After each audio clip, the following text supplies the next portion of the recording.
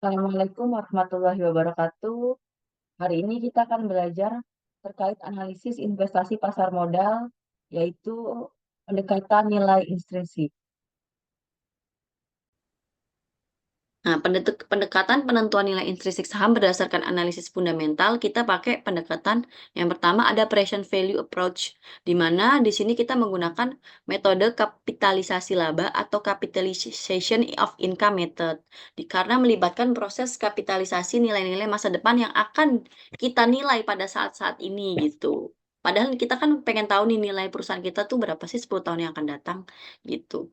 Atau kita pengen tahu laba yang akan kita dapat berapa sih kira-kira 10 tahun yang akan datang, kita nilai dengan pada saat nilai itu saat ini gitu. Ada juga kita menggunakan pendekatan pair, di mana menunjukkan berapa besar investor menilai harga dari saham terhadap kelipatan dari earning atau pendapatan. Nanti kita akan bahas ya teman-teman, di sini ada hitungannya juga yang present value approach sama pendekatan pair ini. Nah, kita pakai pendekatan nilai sekarang. Proses penilaian saham itu meliputi ada 4, estimasi aliran kas saham di masa depan, terus tingkat pengembalian atau return yang kita harapkan sebagai investor atau yang disyaratkan oleh perusahaan, terus kita juga bisa mendiskontokan setiap aliran kas dengan tingkat diskonto sebesar tingkat return yang disyaratkan ke nilai sekarang. Nah, yang keempat itu, nilai sekarang setiap aliran kas tersebut dijumlahkan sehingga diperolehlah nilai intrinsik saham yang bersangkutan. Kita langsung masuk ke contoh biar teman-teman langsung paham nih maknanya ini apa sih sebenarnya. Nah, model model dividen ini, model diskonto dividen yang pertama itu untuk eee, menentukan estimasi harga saham dengan menggunakan semua aliran dividen akan diterima di masa yang akan mendatang ya, ke nilai saat ini maksudnya. Nah, ini ada rumusnya teman-teman ya, di mana P0 itu adalah nilai instruksi saham dengan model diskonto dividen, terus ada DT, dibagi dengan 1 plus K ini ya. Kita akan bahas aja langsung ke contoh soal biar teman-teman lebih paham. Nah, di sini itu kita akan, dividen yang akan diterima selama 5 tahun ke depan itu kan pada tahun pertama yaitu kita akan menerima dividen, ini asumsi doang ya teman-teman ya, perkiraan yang dari perusahaan yang akan memberikan dividen itu, tahun pertama dia akan memberikan 1.000. Tahun kedua dia akan memberikan 1.500, tahun ketiga kira-kira nol nih, tahun keempat 750 dan tahun kelima 2.100. Dengan tingkat bunga diskontonya ini konstan sebesar 20% tiap periodenya. Maka nilai intrinsik saham ini per lembarnya adalah sebesar, nah yang kita tahu tadi kan, kita rumusnya balik ke sini ya teman-teman ya. Semua bahwa rumusnya itu P0, nilai intrinsik itu didapat dari sama dengan DT, dividen pada tahun berjalan tersebut dibagi dengan 1 plus return, return atau bunga diskonto sebesar 20% ini.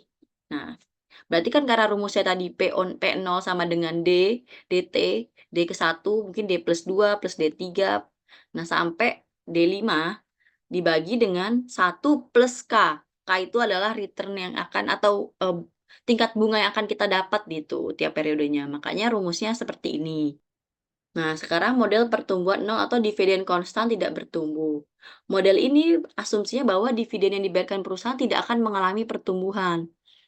Nah, di mana hanya hal ini banyak ditemui di mana dividen dibayar konstan dari waktu ke waktu untuk menunjukkan bahwa likuiditas perusahaan dalam keadaan stabil. Berarti ini perusahaan bagus juga ya teman-temannya bisa menjamin nih, 5 tahun ke depan saya bayar dividen kamu sebagai pemegang saham saya ini stabil, 1.000 ya 1.000 terus gitu.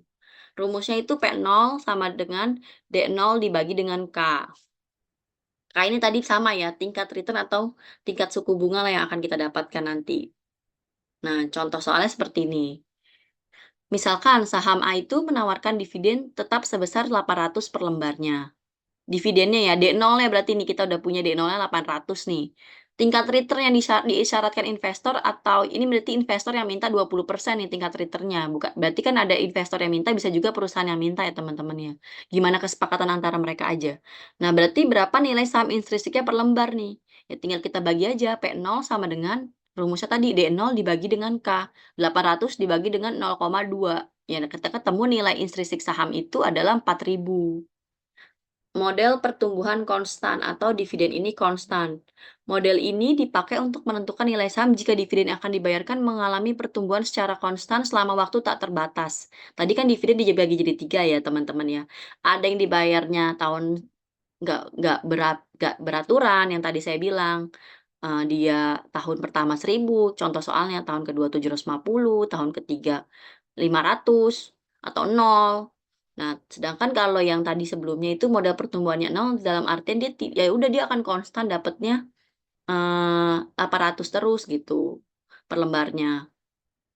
Nah, kalau model ini dipakai untuk menentukan nilai saham jika dividen yang akan dibayarkan mengalami pertumbuhan secara konstan selama waktu tak terbatas. Nah, ini rumusnya langsung aja ya ke P0, D1 dibagi dengan 1, plus K min G. D1. Nah, contoh soalnya seperti ini ya, modal pertumbuhan konstan. Misalkan PT Omega membayarkan dividen 1.000 per tahunnya. Pertumbuhan dividen direncanakan nih sebesar 5% per tahun. Tingkat return yang disyaratkan investor sebesar 15% dan harga pasar saham PT Omega saat ini adalah 10.000. Otomatis rumusnya itu P0 sama dengan 1.000 ditambah 1 plus 0,005 dibagi dengan 0,15 dikurang 0,05 dan dapatlah 1.050 dibagi dengan 0,10 sama dengan 10.500. Nah, di sini kan dijelaskan bahwa PT Omega ini akan membayar dividen sebesar 1.000 per tahun. Pertumbuhan dividennya direncanakan sebesar 5% per tahun, berarti dia ada kenaikan kan teman-teman. Dia akan konstan naik 5% terus tahun ke depannya itu. Jadi tadi kan 800 terus. Nah, kalau ini kan 1.000, tahun depan naik 1.000 plus 5%. Berarti kan 1.000 plus, 1.050 ya bisa dihitung ya. Nanti tahun berikutnya lagi tambah lagi 5% gitu. Tingkat return yang diharapkan itu 15% dan harga pasar saham PT Omega saat ini 10.000. Nah, berarti kita pengen tahu nih nilai intrinsiknya itu berapa. Rumusnya seperti ini. Penjabaran rumusnya dari sini ya, teman-teman. Ada pendekatan pair yang terakhir nih. Nah, kita pengen tahu sih, tadi kan contoh soalnya kan harga pasar dari suatu saham itu sebesar 20.000 ini ya teman-teman, typo, mohon maaf, nanti saya perbaiki. Yang laba bersih yang diperoleh perusahaan diperkirakan konstan dari tahun ke tahun sebesar 5.000 per lembarnya. Berapa sih, nilai pair-nya itu tadi? Yaitu 20.000 dibagi dengan 5.000. Dapatlah kita besarnya pair itu tadi udah sesuai dengan rumus ya teman-teman ya. Harga saham dibagi dengan laba bersih konstan yang akan dia dapat gitu. 20.000 dibagi dengan 5.000 yaitu 4 kali ya teman-teman. Oke, sampai sini pembelajaran kita pada hari ini. See you on next video.